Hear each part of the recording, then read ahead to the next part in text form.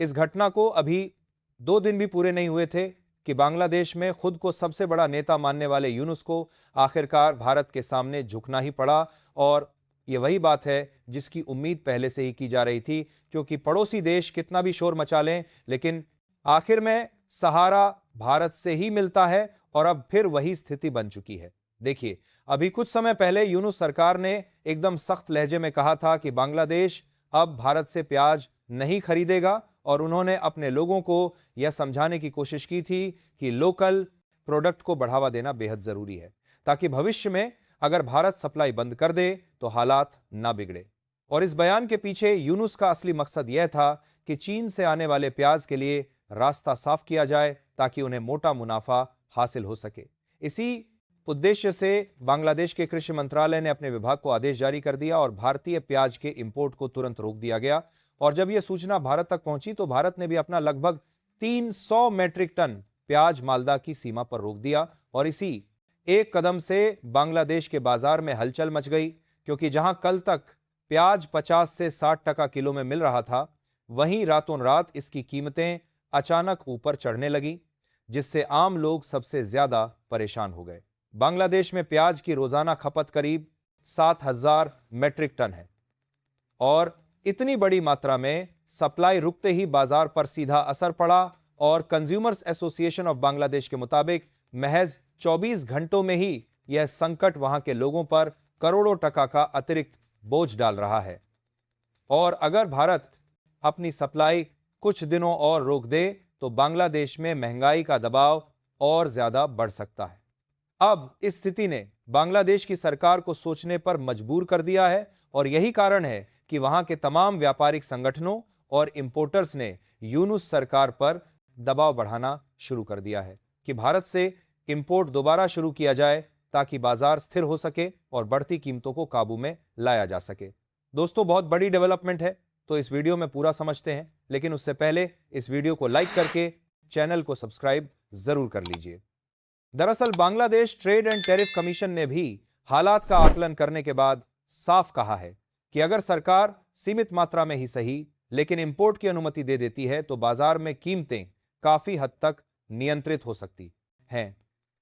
और आयोग ने यह भी बताया है कि 10% इंपोर्ट ड्यूटी के बावजूद भारत से प्याज खरीदा जाए तो रिटेल प्राइस 50 टका किलो तक कम हो सकता है, जिससे आम लोगों को तुरंत राहत मिलेगी। इसी बीच सोना मस्जिद, इंपोर्टर्स ग्रुप और अन्य व्यापारी संगठनों ने भी सरकार को चेताया है कि अगर फैसला देर से हुआ तो प्याज का संकट और ज्यादा गहराएगा। और उन्होंने यह भी कहा कि भारत से आने वाली सप्लाई ही बांग्लादेश के बाजार को स्थिर रखने का सबसे बड़ा आधार है। इसलिए प्रत्येक दिन की देरी लोगों की जेब पर भारी पड़ रही है, और यह स्थिति लंबे समय तक बनी रही तो रोजमर्रा की जरूरतें पूरी करना मुश्किल हो जाएगा। बांग्लादेश इंपोर्टर्स एसोसिएशन ने भी यूनुस सरकार से आग्रह किया है कि इंपोर्ट परमिट्स तुरंत खोले जाएं, ताकि ट्रेड चैनल दोबारा सामान्य हो सके और बाजार में पर्याप्त स्टॉक पहुंच पाए। और इसी दबाव को देखते हुए वहां के कॉमर्स और एग्रीकल्चर मंत्रालय अब भारत से दोबारा संपर्क कर रहे हैं और अनुरोध कर रहे हैं कि प्याज की सप्लाई पहले की तरह बहाल कर दी जाए, जिससे संकट को बढ़ने से रोका जा सके। अब जब पानी सिर से ऊपर चला गया है तो यूनुस सरकार को भारत की अहमियत एक बार फिर याद आ गई है। और वही यूनुस जिन्होंने 2 दिन पहले बड़े गर्व से कहा था कि उन्हें भारतीय प्याज की जरूरत नहीं है, वे अब उसी प्याज के लिए भारत से सहायता मांग रहे हैं। और यह बदलाव बताता है कि बांग्लादेश की अर्थव्यवस्था और उसकी जरूरतें भारत पर कितनी हद तक निर्भर हैं। स्थिति यह है कि अगर भारत सप्लाई बहाल करता है तो बांग्लादेश में कीमतों को तुरंत काबू में लाया जा सकता है भारत की। लेकिन अगर फैसला टलता है तो वहां की रसोई से लेकर बाजार तक हर जगह भारी उथल पुथल देखने को मिल सकती है। और इसी वजह से अब सभी की नजर भारत के अगले कदम पर टिकी हुई है। अब बांग्लादेश की यही मजबूरी साफ दिखाती है कि किसी भी देश की अर्थव्यवस्था में पड़ोसी सहयोग कितना जरूरी होता है, और खासकर तब जब रोजमर्रा की जरूरतों का बड़ा हिस्सा बाहरी सप्लाई पर टिका हो। और यूनुस सरकार ने जिस तरह जल्दबाजी में फैसला लिया, उसने यह साबित कर दिया कि राजनीतिक दिखावा और जमीनी हकीकत दोनों कभी एक जैसे नहीं होते। और जब जनता पर असर पड़ता है तो सरकारों को भी अपने फैसले बदलने पड़ते हैं। यूनुस सरकार की सबसे बड़ी चुनौती अब यह है कि वे अपनी ही बातों से पलटने के बाद जनता को क्या जवाब देंगे, क्योंकि कल तक वे यही कह रहे थे कि भारत पर निर्भरता कम करनी है और अब वही सरकार भारत से सप्लाई की भीख मांग रही है। और यह विरोधाभास बांग्लादेश की पॉलिसी मेकिंग को लेकर गंभीर सवाल खड़े करता है और इस पूरे मामले में सबसे ज्यादा नुकसान वहां के आम नागरिकों को हो रहा है, जो हर रोज महंगाई के बोझ तले दबते जा रहे हैं। भारत के लिए यह स्थिति बिल्कुल साफ है कि बांग्लादेश की तरफ से एक तरफा फैसले लेना और फिर संकट आने पर मदद मांगना कोई नई बात नहीं है और भारत ने हमेशा दोनों देशों के रिश्तों को मजबूत रखने का प्रयास किया है। लेकिन यह भी जरूरी है कि पड़ोसी अपने कदम सोच समझकर उठाएं और व्यापार के नाम पर राजनीति ना करें, क्योंकि अगर सप्लाई चेन टूटती है तो इसका खामियाजा दोनों तरफ के लोगों को झेलना पड़ता है। अब सवाल यह है कि भारत को बांग्लादेश की इस मांग पर क्या रुख अपनाना चाहिए। और कुछ लोग मानते हैं कि भारत को मानवीय आधार पर सप्लाई बहाल कर देनी चाहिए, जबकि कुछ का कहना है कि बार बार के ऐसे कदमों पर सख्ती जरूरी है ताकि भविष्य में कोई भी देश बिना सोचे समझे ऐसे फैसले ना ले सके। और इसी बीच व्यापारिक संगठन भी उम्मीद लगाए बैठे हैं कि हालात जल्द सामान्य हो जाएंगे और दोनों देशों के बीच व्यापार फिर से स्थिर होगा। बांग्लादेश में प्याज का संकट अचानक नहीं पैदा होता, क्योंकि पिछले कुछ वर्षों में भारत ने कई बार घरेलू जरूरतें बढ़ने पर निर्यात रोका है और हर बार वहां की कीमतें कुछ ही घंटों में दोगुनी हो जाती हैं।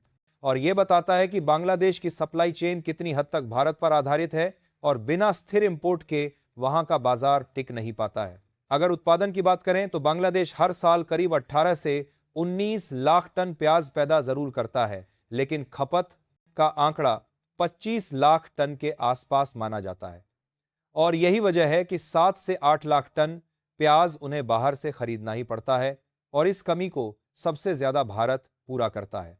इसीलिए इंपोर्ट रोकते ही वहां की अर्थव्यवस्था डगमगा जाती है, ट्रेड को राश दरदार नाशशानी। विशेषज्ञों का कहना है कि यूनुस सरकार ने जिस जल्दबाजी में यह फैसला लिया उससे बाजार में अनिश्चितता और बढ़ी है और टका पहले ही डॉलर के मुकाबले कमजोर चल रहा है, जिससे इंपोर्ट महंगा हो जाता है। और अगर प्याज जैसे रोजमर्रा की जरूरत वाले उत्पाद की कीमतें बढ़ी तो वहां की 9% से ऊपर चल रही महंगाई दर और तेजी से ऊपर जा सकती है, जिससे जनता का गुस्सा और भड़क सकता है। इसके अलावा बांग्लादेश के लोकल किसानों पर भी इसका उल्टा असर पड़ा है, क्योंकि यहां अचानक मांग बढ़ने से उन्हें सप्लाई मैनेज करने में दिक्कत आती है और जब भारत से प्याज रुक जाता है तो स्थानीय स्टॉक पर दबाव बढ़ता है और यही वजह है कि यूनुस सरकार को अब अपने ही फैसले पर पीछे हटना पड़ रहा है और भारत से सप्लाई बहाल करने की मांग करनी पड़ रही है। अंत में यही कहा जाए सकता है कि यूनुस का यह यू टर्न बांग्लादेश की आंतरिक कमजोरियों को स्पष्ट रूप से उजागर करता है और इस घटना ने यह भी दिखा दिया है कि भारत की सप्लाई रुकते ही बांग्लादेश का बाजार कैसे हिल जाता है और आने वाले दिनों में भारत क्या फैसला लेता है, यह देखना बेहद दिलचस्प होगा। बाकी आप लोगों की क्या राय है, बांग्लादेश के लिए भारत को सप्लाई चालू करना चाहिए या नहीं? अपनी राय कमेंट में जरूर बताएं। अगर वीडियो पसंद आए तो लाइक और शेयर करना बिल्कुल मत भूलना और ऐसे ही खबरों से अपडेटेड रहने के लिए चैनल को सब्सक्राइब करके बेल आइकन को ऑल पर जरूर सेलेक्ट करें। धन्यवाद।